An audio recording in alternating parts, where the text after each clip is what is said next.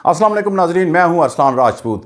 दुनिया भर में मादनी वसाइल की दौड़ शिद्दत इख्तियार कर चुकी है, मगर सवाल यह है कि चीन ने अचानक अपनी मादनी बरामदात पर सख्त पाबंदियां क्यों आयद कर दी। यह फैसला सिर्फ एक तिजारती कदम नहीं बल्कि एक स्ट्रेटजिक ऐलान भी है। एक ऐसा ऐलान जो ना सिर्फ आलमी मईशत बल्कि खित्ते की ताकत के तवाज़न को भी हिला सकता है। चीन के इस फैसले के फौरन बाद पाकिस्तान और अमरीका के दरमियान होने वाला मादनी मुआहिदा आलमी तवज्जो का मरकज़ बन गया, और बीजिंग ने जो कदम उठाया उसके इशारे बहुत गहरे हैं। अब क्या पाकिस्तान और अमरीका के मादनी मुआहिदे ने चीन को मजबूर कर दिया कि वो अपनी कीमत मादनियात पर ताला लगा देगा? क्या ये नई मादनी जंग शुरू होने जा रही है जिसका मरकज़ होगा पाकिस्तान? अगर आप समझना चाहते हैं कि चीन की मादनी पाबंदियां दरअसल आलमी ताकतों की नई बसात का पहला इशारा है, तो वीडियो को आखिर तक ज़रूर देखिएगा, क्योंकि आखिर में मैं बताऊंगा कि पाकिस्तान के लिए ये मौका है या ख़तरा। अब हम बात करेंगे कि चीन ने मादनी पाबंदियां क्यों आयद की। चीन ने हाल ही में अपनी नायाब मादनियात की बरामदात पर सख्त कंट्रोल नाफिज कर दिया।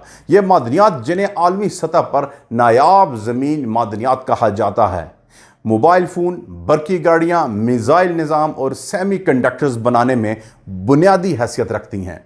बीजिंग का नया हुक्मनामा इन मादनियात की अलहदगी के आलात और ख़ास किस्म के भारी अनासर की बरामद पर लाइसेंस लाजमी करार देता है। यह फैसला बज़ाहिर तकनीकी दिखाई देता है, मगर दरअसल इसके पीछे गहरी सियासी मंतक है। चीन जानता है कि ये मादनियात आलमी सप्लाई चेन की रीढ़ की हड्डी हैं। अगर इन पर कंट्रोल चीन के हाथ से निकल गया तो मगरबी दुनिया टेक्नोलॉजी की दौड़ में आज़ाद हो सकती है। चीनी वज़ारत ख़ारिजा के तर्जुमान ने अपने जवाब में कहा कि पाकिस्तान और चीन के दरमियान मादनियात के शोबे में ताउन के बारे में पाकिस्तान और चीन ने बातचीत की। ली जेन का कहना था कि पाकिस्तान के हुकाम ने जोर दिया है कि अमेरिका के साथ कारोबार कभी भी चीनी मफादात या चीन के साथ ताउन को नुकसान नहीं पहुंचाएगा। उन्होंने मजीद कहा कि पाकिस्तानी रहनुमाओं ने अपने अमरीकी हम मनसब को जिन मादनियात के नमूने तोहफे में पेश किए वो कीमती पत्थरों के खाम नमूने थे जिन्हें अमले की जानब से खरीदा गया था।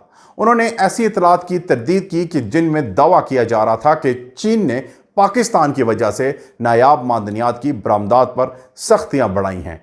उनका कहना था कि इन इक़दामात का पाकिस्तान से कोई ताल्लुक नहीं, बल्कि इसका मकसद आलमी अमन और इस्तेकाम और अदम फैलाव की जिम्मेदारियां हैं।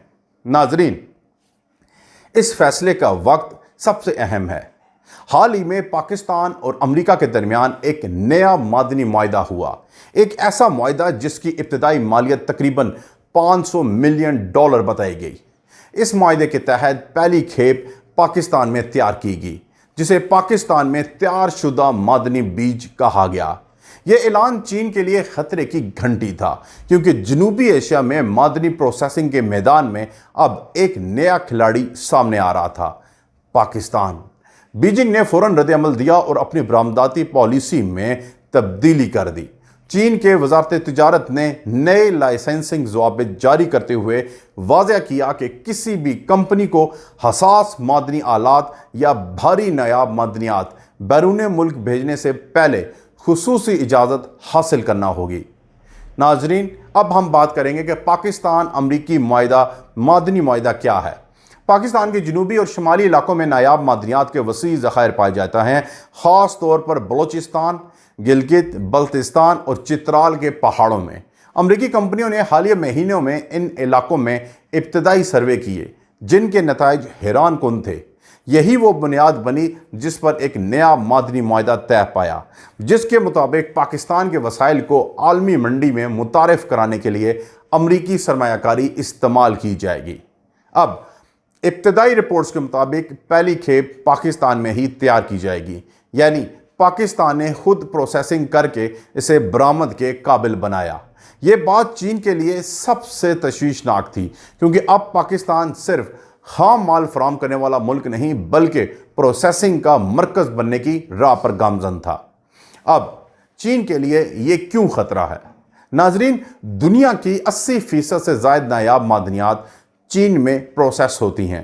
اگر پاکستان جیسے ممالک ان کی پروسیسنگ شروع کر دیں تو بیجنگ کی اجارہ داری ٹوٹ سکتی ہے۔ یہی وجہ ہے کہ چین نے اپنی ٹیکنالوجیکل نالج کی حفاظت کے لیے ایک نیا لائسنس سسٹم متعارف کرایا تاکہ پروسیسنگ کے آلات یا معلومات بیرون ملک نہ پہنچ سکیں۔ چین کے ماہرین کہتے ہیں کہ یہ دراصل صنعتی خود مختاری کے دفاع کے لیے ہے، مگر مغربی تجزیہ کار اسے معاشی ہتھیار قرار دے رہے ہیں۔ ناظرین، اس اقدام سے واضح ہوتا ہے کہ چین معدنیات کو بھی اپنی خارجہ پالیسی کا ہتھیار بنا رہا ہے۔ اب کیا چین کی پابندی سے عالمی منڈی متاثر ہوگی؟ تو یقیناً اور شدید طور پر۔ نایاب معدنیات سیمی کنڈکٹر سے لے کر دفاعی نظام تک ہر شعبے میں استعمال ہوتی ہے۔ جب چین برآمدات پر روک لگاتا ہے تو دنیا بھر کی ٹیکنالوجی کمپنیاں پریشان ہو جاتی ہیں۔ اسی لیے یہ فیصلہ صرف چین کا داخلی معاملہ نہیں بلکہ عالمی سپلائی چین کے لیے بھی ایک خطرے کی گھنٹی ہے۔ امریکہ، جاپان، یورپ اور اب پاکستان جیسے ممالک معدنی سپلائی لائنز بنانے کی کوشش کر رہے ہیں تاکہ چین پر انحصار کم ہو، لیکن یہ عمل آسان نہیں کیونکہ ان معدنیات کی پروسیسنگ انتہائی پیچیدہ، مہنگی اور ماحولیاتی طور پر حساس ہوتی ہے۔ اب پاکستان کے لیے اس صورتحال میں کیا موقع ہے؟ یہی وہ لمحہ ہے جو پاکستان کے لیے گیم چینجر ثابت ہو سکتا ہے۔ اگر اسلام آباد دانشمندی سے فیصلے کرے تو یہ موقع پاکستان کی معیشت کے لیے ایک نئی بنیاد بن سکتا ہے۔ پاکستان کے پاس قدرتی وسائل موجود ہیں، امریکہ کے پاس سرمایہ اور ٹیکنالوجی۔ اگر دونوں کا اشتراک شفاف اور دیر پا بنیادوں پر ہو تو پاکستان ایشیا میں معدنی سپلائی چین کا نیا مرکز بن سکتا ہے، مگر یہ راستہ آسان نہیں۔ چین پاکستان کا بڑا تجارتی شراکت دار ہے اور سی پیک کے ذریعے اربوں ڈالر کے منصوبے جاری ہیں۔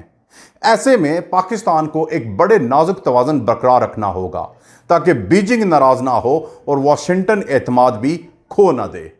چین پاکستان کے لیے ایک اہم معاشی طاقت ہے، لیکن معدنیات کے معاملے میں دونوں کے مفادات اب مختلف ہوتے جا رہے ہیں۔